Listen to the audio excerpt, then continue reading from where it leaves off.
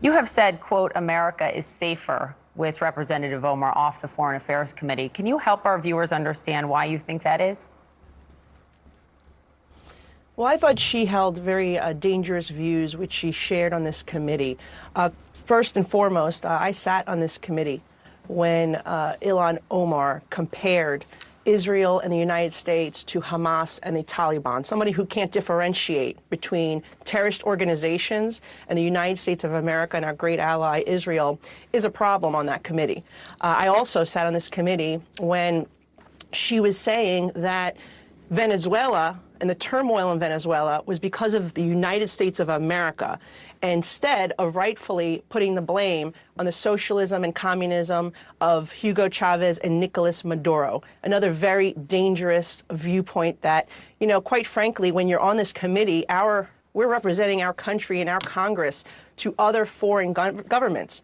And to have someone on this committee that says those things, plus the fact that she diminished 9/11, the worst terrorist attack on our soil, as some people who did something, that to me as a New Yorker who represents a district who lost most lives on 9/11 is very disheartening, and it makes me angry. And so I believe that she can be on any other committee, right?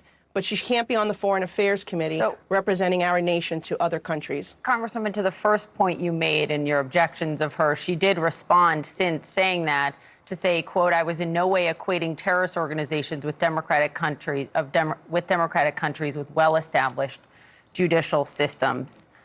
To the point about anti-Semitism, she tweeted apologizing in 2019 for some of her statements, saying, quote, anti-Semitism is real. I unequivocally apologize. At that moment, she also voted for a House resolution condemning anti-Semitism. And just yesterday, before this vote, she co-sponsored another resolution condemning anti-Semitism and calling Israel an ally of the United States. Would any apology be enough for you to believe she could serve on this committee? I mean, the problem is how many times are we going to go through this, right? She says these things, and then maybe later on she goes and apologizes when there's such outrage, including from her own party. Remember, she apologized after even Nancy Pelosi condemned what she had said. So the problem with her is that it just doesn't end. She apologizes and she continues to spew this type of rhetoric. And, my colleagues focused on the anti-Semitism, and in my speech I focused on the anti-American comments, because the point is you're representing our country, our Congress, to foreign governments, and to have this anti-American viewpoint that you're going to blame our country for what Hugo Chavez and Nicolas Maduro did to their own people and destroying their country and driving those people out into poverty because of communist and socialist policies, I think that's a major problem. And as you pointed out at the beginning of the interview, I've been consistent. I've held that same standard with my own side of the aisle. And so I think this is about being consistent and holding those accountable. So let's talk about consistency and holding those accountable. You voted against the censure of Congressman Paul Gosar, despite him posting on social media that anime video depicting the killing of your fellow Congresswoman Alexandria Ocasio-Cortez and swinging swords at President Biden. He did not apologize for that. In fact, he said this. Let's play it. I did not apologize. I just said this video had nothing to do with harming anybody. So are you then, for consistency's sake, comfortable with Congressman Gosar sitting on the House Oversight Committee?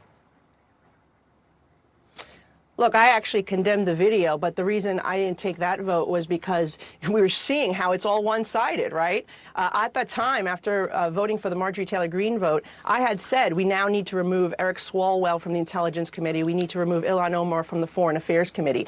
ILHAN Omar, for the reasons I've mentioned, but Eric Swalwell, I mean, this is someone who had a relationship with a Chinese spy, sits on the Intelligence Committee, could not get a clearance in the private sector, and yet he's on a committee where we are sharing, they're given secrets that I don't know, because I don't have privy to that information. The most important secrets pertaining to our nation's security and safety on that committee. He should have been removed then. And the fact that the Democrats had this it's a double standard that they have, not that we have. Congressman, and by the way, we've said that they can sit on other committees. It's just those specific committees. When they removed our members, they removed them from all committees. Okay, I'd like to get back to the question I asked you.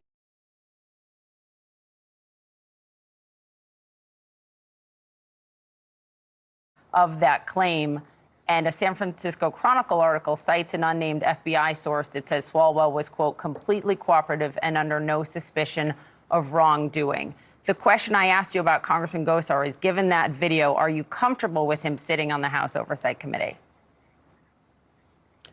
Look, he's on that committee oversight, and I don't think that it's about Gosar or Swalwell. What I'm trying to say is that there is no consistency. When the Democrats do it, it's okay. But when the Republicans, by the way, we've said that they can sit on a committee. It's just those particular committees that were problematic because of the information that is shared in the committee and the nature of interacting with foreign entities. I want to. And by the way, Speaker McCarthy. Yeah. Okay. Go ahead. No, please finish. No, I was just going to simply say that, Speaker McCarthy and Speaker Pelosi were briefed specifically about Mr. Swalwell by the FBI, and they had shared concerns about him. So it's probably information that none of us have because it pertains to the Intel Committee. So then let's stick with the information that we do have. Before we move on to the issue of China, where I want to end this interview, I would note that, Congresswoman Omar was the only Muslim and the only refugee on the House Foreign Affairs Committee. And Minnesota Congressman Dean Phillips, who is a Jewish American, tweeted this yesterday: the most dangerous act by elected officials in a democracy is to silence voices of dissent, even those with which we fundamentally agree. Do you agree a diverse set of views is important on that committee? No, absolutely. Look, we should have a diverse set of views. And as a daughter of a refugee, I actually understand the need to have individuals who understand the turmoil that our nations around the globe face, because we're dealing with a lot of very sensitive issue. Again, my problem is when someone speaks anti-American rhetoric on the committee, when they do equate Hamas with Israel and the Taliban with the United States, which she did do, and when you try to blame our country for the actions of socialist and communist dictators around the globe, that is when it becomes a problem. I think it's very easy to understand, and I think that most Americans would agree with our decision to remove her from this committee, considering her views.